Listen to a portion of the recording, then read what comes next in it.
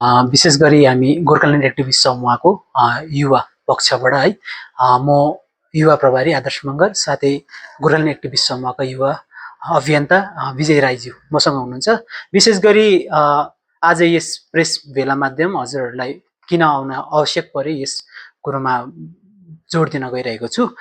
दिल्लीको धरना पछि हामीले विशेष जति पनि हाम्रा कन्टेन्ट क्रिएटरदेखिको लिएर सामाजिक सञ्जाललाई चाहिँ एउटा सही माध्यम बनाएर जसले पनि गोर्खाल्यान्डको आवाजलाई चाहिँ एकदमै उच्च स्तरसम्म पुगाउने जसले पनि प्रयास गर्यो उनीहरूलाई विशेष धन्यवाद। आज मैले यहाँ किन भनिरहेको छु भने विशेष अहिलेको नयाँ पुस्ताको विशेष सबैले कुरा गरिरहन्छ है, जसलाई अहिले अब कमन सबले अब यो जुन चाहिँ आन्दोलनहरू भयो त्यसमा जेन्जी भन्ने गर्छ है। अनि यो जेन्जीहरूको आवाज जुन चाहिँ छ उनीहरूलाई विशेष धन्यवाद दिन चाहेको। अनि धन्यवादको साथमा एउटा गोर्खाल्यान्ड भन्ने कुरो है हामीले कुन प्रकारले लिइरहेको छौँ अनि हामी यस गोर्खाल्यान्डको निम्ति कार्य गर्नुपर्छ भने हामी कसरी चाहिँ निक्लिनुपर्छ भन्ने कुरोलाई पनि तपाईहरुको माध्यमबाट म जनाउन चाहन्छु।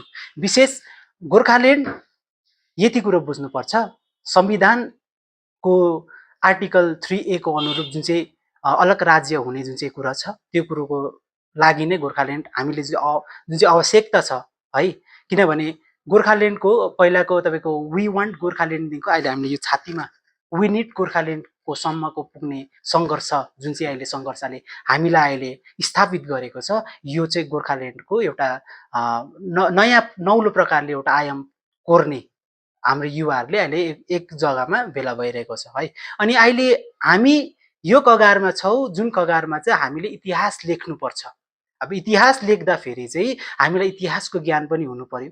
हाम्रो पूर्वजहरूले हाम्रो यस देशलाई दिएको योगदानहरूको सही प्रकारले मूल्याङ्कन नभएको कारणले नै, सही प्रकारले इतिहासलाई हाम्रो अगाडि नराखिएको कारणले गर्दा नै आजसम्म गोर्खा जातिका विभिन्न मानिसहरूले भन्ने गर्छ फेसबुकसम्म सीमित, तपाईको कुनै सामाजिक सञ्जालसम्म सीमित या कमेन्ट्स बक्सहरुमा मात्रै जय गोर्खा लेखेर मात्र हुन्न, बाटोमा पनि हुनुपर्छ भन्ने कुराहरु आउँछ।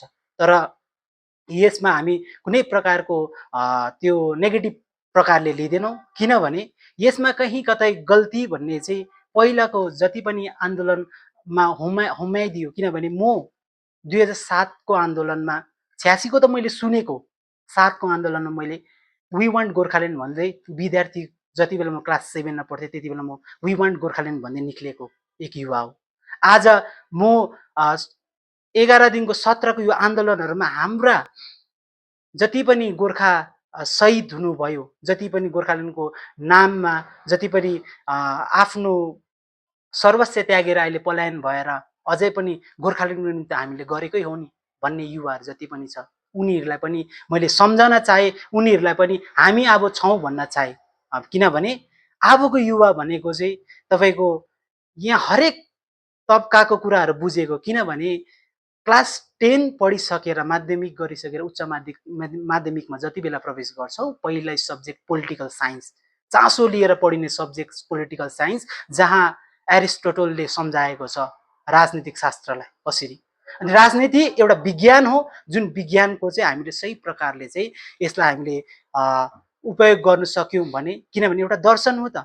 किनभने अहिले समाजलाई मानिसले भन्छ डस्टबिन राखेको हुन्छ, डस्टबिनमा मैला नफ्याँकेर बाहिर फ्याँकिरहेको हुन्छ, अनि लाइक गर्छ यहाँ मैला भयो भनेर उनीहरूले नै भन्छ, उनीहरूले नै त्यो डस्टबिनमा हाल्ने काम चाहिँ गरेको हुँदैन है।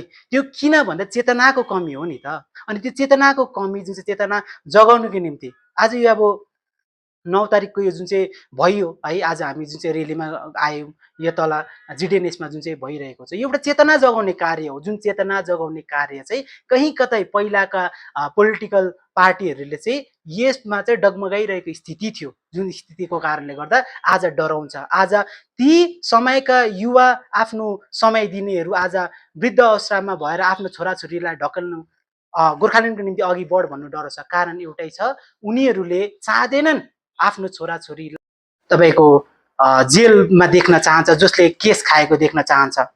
यहाँ भनिन्छ उनीहरूले पनि यहाँ चाहने धेरै छन्, सबैले गोर्खाल्यान्ड गोर्खाल्यान्ड भन्छन्। तर यो ती आमा बाबाहरूलाई पनि मैले भन्न चाहे जुन चाहिँ संस्कार जुन चाहिँ छ यो आज स्थापित गर्ने जुन चाहिँ संस्कार मैले भने आजसम्मको प्र्याक्टिसहरूमा जतिवटा प्र्याक्टिस भयो त्यो प्र्याक्टिसहरूमा कुनै न कुनै पोलिटिकल पार्टीको जन्म भयो, कुनै कुनै पोलिटिकल पार्टीले जन्म भइसकेर त्यो प्र्याक्टिसेस अगाडि बढेर लाँदाखेरि अन्तिममा गएर जति बेला टेबलमा बसियो त्यति बेला कुरा आयो व्यवस्थाको। अनि त्यो जसले गोर्खाल्यान्डको निम्ति भनेर आएको थियो उनीहरूले पनि कहीँ कतै आफूले इच्छा राख्यो कि मैले पनि यसमा खटेको छु त मैले मेरो पार्टीबाट पाउनुपर्छ भन्ने आकाङ्क्षा राख्यो, जुन आकाङ्क्षा गलत हो। र आजको दिनसम्म पनि हामीले भनिरहेको छौँ बौद्धिक भौतिक अनि आर्थिक रूपले तपाईँहरू अगाडि आउनुपर्छ। हिजोको दिनसम्म प्रश्न गर्ने कोही थिएन।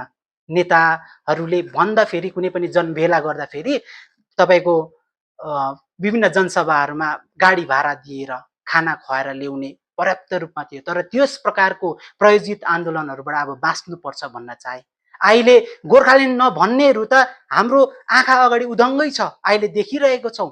यो अहिले जति बेला सल्बालाइरहेको स्थितिमा गोर्खाल्यान्ड नचाहनेहरू त देखिरहनु भएको छ। उहाँहरूले हामीलाई गलत न्यारेसन देखाइरहेको छ। गोर्खाल्यान्ड यसै कारणले पनि हुँदैन, होम मिनिस्टरले यो भन्नुभयो त्यो भन्नुभयो भन्छ।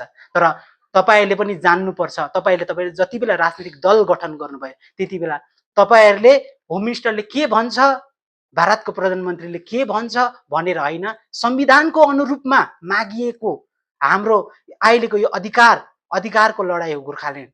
त्यसैले पनि जति पनि तमाम ती राजनीतिक दलहरूले जसले प्र्याक्टिस गर्नुभयो फेल्ड हुनुभयो, कृपया गरी दुई हात जोडेर भन्छौँ साइड लाग्नुहोस्। सक्नुहुन्न, माटोको उन्मुक्तिको लागि सक्नुहुन्न।